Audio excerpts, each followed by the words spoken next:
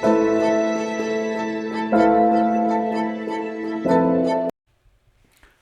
Tony DeWitt here, Missouri appellate attorney and a guy who likes to make the law make sense on YouTube.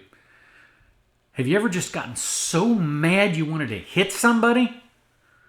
Well, I want to talk to you about that here in just a second.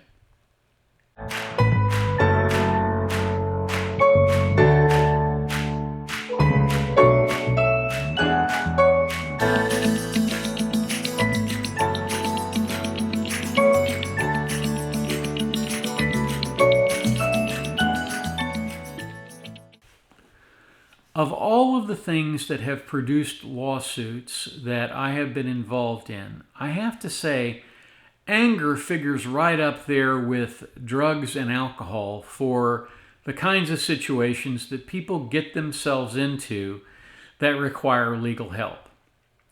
If you were to go back and look at the number of professional licensure cases that arise because a nurse or a doctor or some other clinician showed up drunk, you would be appalled at the number of people who fit into that category.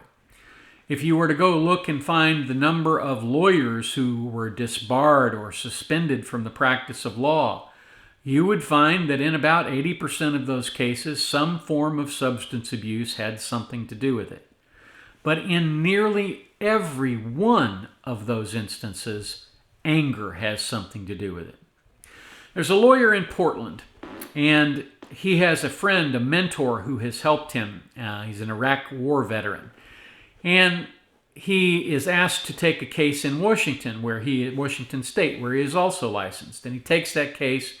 There gets to be a misunderstanding between the two.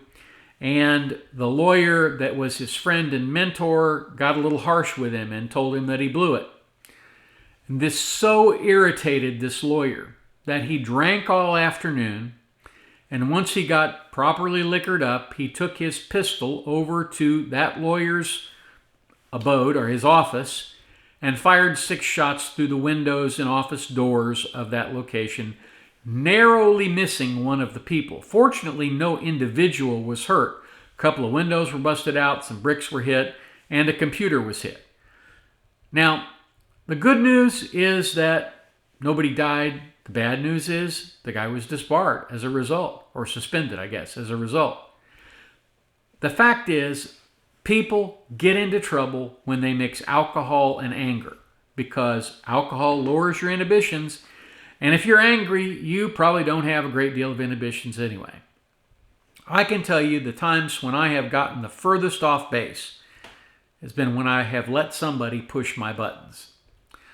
There is a very famous story about a coach from Alabama who early on, before it was common to have African Americans playing college football, had to counsel one of his student athletes who was being called names, and I'll let you figure out what names they were calling him, on the football field when he played against other teams. And what the coach essentially said to him was a bit of conventional wisdom from the state of Alabama that I believe is pretty prescient. He said, if you don't want them to get your goat, don't let them know where she's hid. What a marvelous statement. If you tend to get angry, the last thing in the world you want to do is allow people to know what pushes your buttons. If you do that, you'll more likely than not lose your self-control. When you lose self-control, that's when legal problems arise. And often some of those problems are difficult to deal with. Several years ago, I had a case involving a gentleman who didn't like the fact that the flying club in the area was flying their airplanes out of a park in that area, and he took his shotgun and fired in their direction. Now, he didn't hit anybody. The BB pellets or the pellets or whatever landed on the roof over by where they were, and of course they called the cops, and the cops came and arrested him. Now, I worked out a deal where he didn't wind up having to get a felony conviction for unlawful discharge of a firearm, but the bottom line is the guy probably should not have been using the firearm in that way, and the only reason he did it is because he lost his self-control and he got angry. If he had involved the lawyer who got him out of the trouble first, that lawyer could have fixed his problem for him legally without having to go through the machinations of being arrested and exposed to the criminal justice system.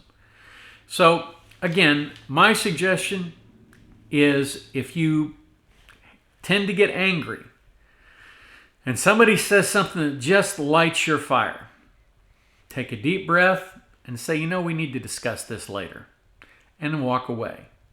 You will never regret walking away. You will never regret not saying something. But it is very likely that if you speak out in anger or act out in anger, you will regret that. Well, that's my take on anger management and anger, particularly as it pertains to legal cases. I hope you found this information helpful or thought-provoking. And if you have, I'd love it if you'd go over here and subscribe to the channel if you haven't already done that, and touch the notification bell so you can be notified whenever we release a video on this channel. Oh, and if you would, smash that thumbs up on there and give me a thumbs up on this video. That lets YouTube know that this content will be valuable for other people. Otherwise, I thank you very much for watching. Have a terrific day, and I'll catch you next time.